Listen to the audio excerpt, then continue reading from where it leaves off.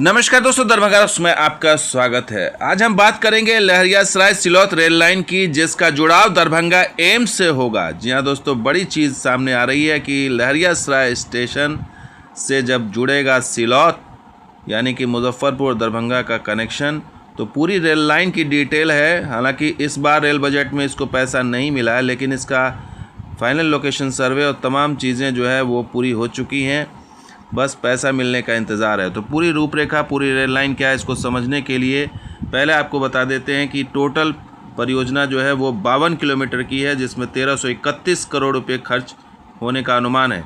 और इस लाइन को दरभंगा के एम्स से जोड़ा जाएगा।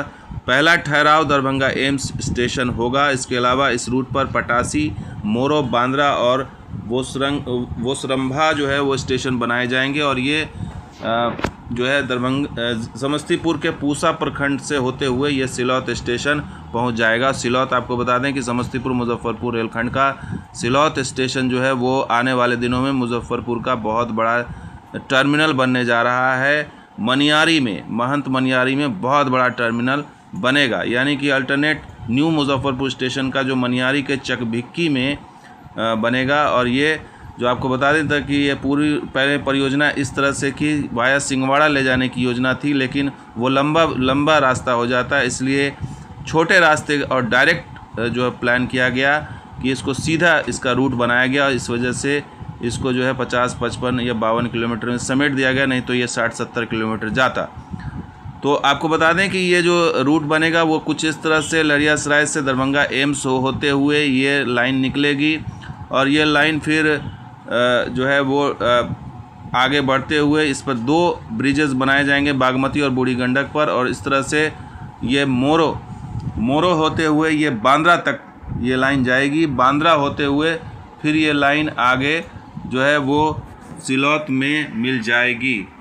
और जैसा कि हमने बताया, बागमती और बूढ़ी गंडक नदी पर करीब 200 मीटर लंबा पुल का निर्माण होगा। साथ ही 11 मेजर और माइनर 12 पुल बनाए जाएंगे। 11 मेजर, 12 माइनर पुल और 45 अंडरपास का निर्माण होगा। और इस लाइन में कोई भी रेल गुमटी नहीं है, यानी 50-52 किलोमीटर की लाइन सुपरफास्ट तरीके से बनेगी। और आपको बता दें इसमें 245 हेक्टेयर ज़मीन की ज़रूरत पड़ेगी, लेकिन जहां तक फंडिंग की बात है तो अब तक फंडिंग नहीं हुई, जिस वजह से इसमें हो सकता है कि देरी और हो, क्योंकि ज़मीन अधिग्रहण ही मेन समस्या होती है। और उसको काम करने में तभी आगे बढ़ेगा जब इसके लिए पर्याप्त फंड दिया जाए। तो फिलहाल नए इस बजट में तो नई फंडिंग मिली है, लेकिन नेक्स्ट बजट में शायद मिल जाए। लेकिन आपको बता दें कि सिर्फ इतना ही नहीं, सिलौत से आगे तुर्की के बीच भी रेल लाइन जो है 20-22 किलोमीटर, इसको भी बाईपास करने की योजना है, क्योंकि ये जो घुमावदार रास्ता है मुजफ्फरपुर जंक्शन का, ये बंद होना चाहिए। और प्रेशर भी मुजफ्फरपुर जंक्शन पर बंद होना चाहिए, इसलिए ये बाईपास लाइन है जो कनेक्ट कर देगी हाजीपुर वाले लाइन को। तो टोटल दरभंगा से अगर सिलौत की बात करें तो सिलौत जाते हुए तुर्की होते हुए आप हाजीपुर की तरफ डायरेक्ट निकल सकते हैं। मुजफ्फरपुर का चक्कर नहीं होगा मुजफ्फरपुर।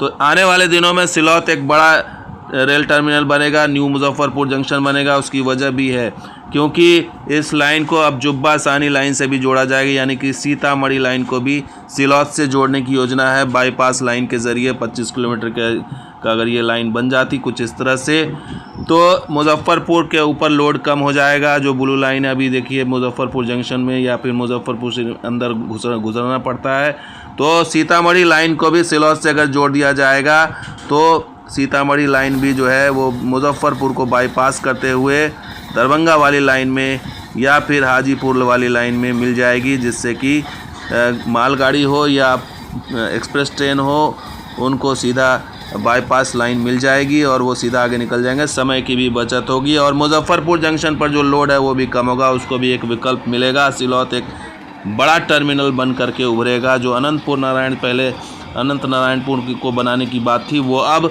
सिलौत पर जाके फोकस हो रही है, क्योंकि वहीं पर सारे जो नई रेल लाइन का प्लान है वहीं पर ले जाने की योजना पर काम चल रहा है। तो उम्मीद है दोस्तों ये वीडियो आपको पसंद आया है। अगर आप पसंद आया तो जरूर लाइक कीजिए, शेयर कीजिए, हमारे सब्सक्राइब कीजिए। कुछ और वीडियो साथ आ जाऊँगा, देखते दरभंगा रहो। शुक्रिया, धन्यवाद। जय हिंद, जय बिहार, जय मिथिला।